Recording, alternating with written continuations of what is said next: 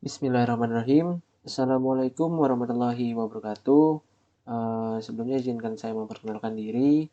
Perkenalkan, nama saya Fahmi Rosadi dengan NIM 2021-31164. Di sini saya akan menjelaskan tentang introduction atau menjalankan tugas UAS project, yaitu kecerdasan buatan yang diberikan oleh Pak Bapak Riki. Materinya yaitu dari artikel tentang introduce dan intelligent agent. Dan di sini saya akan menjelaskan ataupun akan ada beberapa topik bahasan yang akan dibahas. Yang pertama, apa itu artificial intelligence? Dan yang kedua, sejarah dari artificial intelligence itu sendiri. Yang ketiga adalah intelligent agent. Dan yang terakhir adalah lingkungan dan struktur agent. Yang pertama, apa sih artificial intelligence itu? Artificial intelligence ini akan mengungkap beberapa dari pengertian, definisi berdasarkan artikel yang sudah ada, ataupun buku yang sudah ada, dan peran AI dalam kehidupan sehari-hari. Artificial intelligence. Artificial intelligence adalah bidang studi yang bertujuan untuk menciptakan sistem komputer yang dapat melakukan tugas yang biasanya memerlukan kecerdasan manusia. AI ini melibatkan bagaimana pengembangan algoritma dan teknik yang memungkinkan komputer untuk belajar, berpikir, dan mengambil keputusan yang cerdas. Dan selanjutnya, menurut buku sendiri, definisi AI ini itu sangat komprehensif, di mana AI itu diartikan sebagai bidang studi yang memungkinkan pembuatan agent yang dapat berperilaku secara rasional.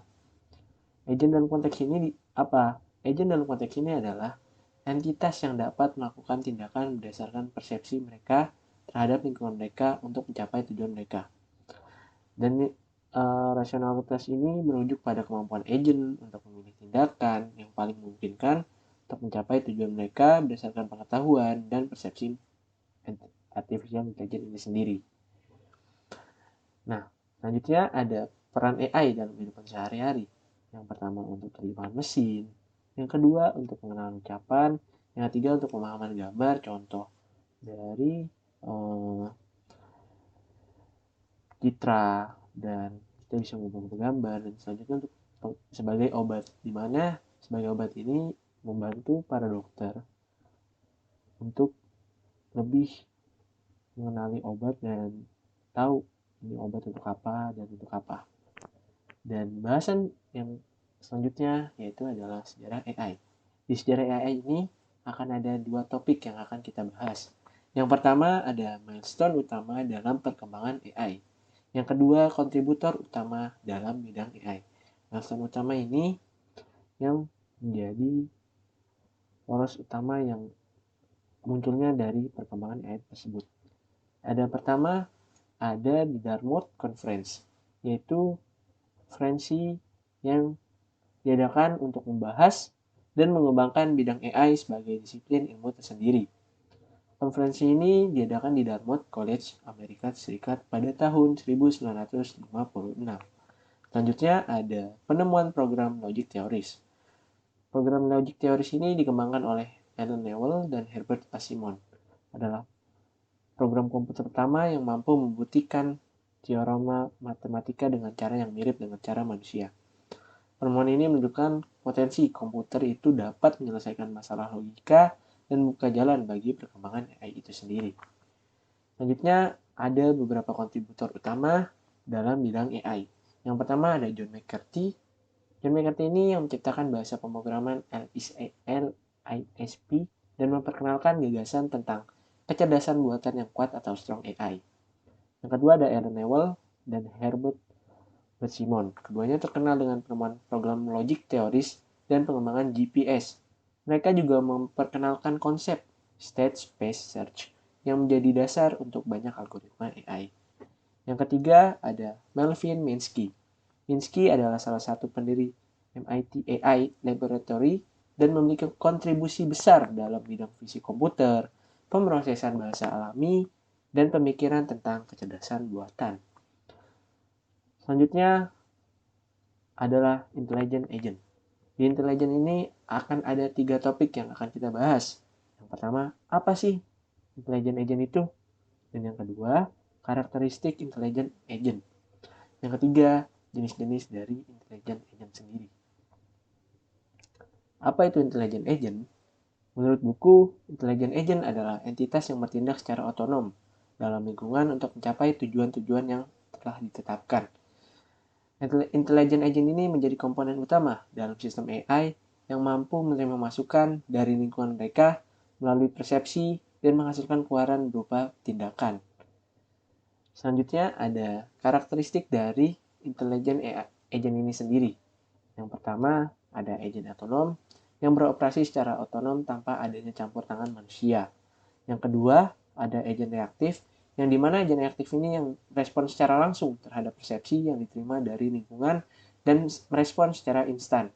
Dan yang ketiga ada agent berbasis pengetahuan. Agent ini menggunakan pengetahuan yang telah mereka peroleh sebelumnya untuk mempengaruhi atau membuat tindakan mereka. Yang keempat ada agent komunikatif, agent yang dapat berkomunikasi dengan entitas lain yang dapat bertukar informasi.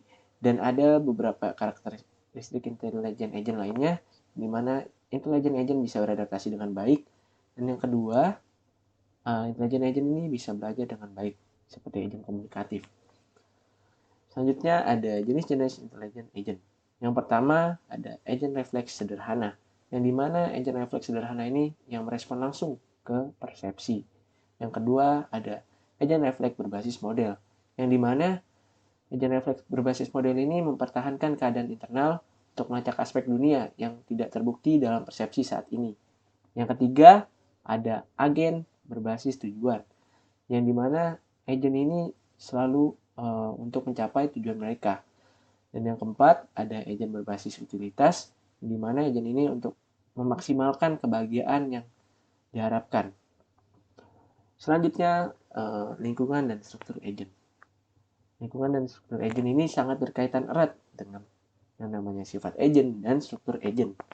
Ada beberapa pernyataan tentang lingkungan atau environment. Environment adalah lingkungan di mana agent AI beroperasi dan berinteraksi.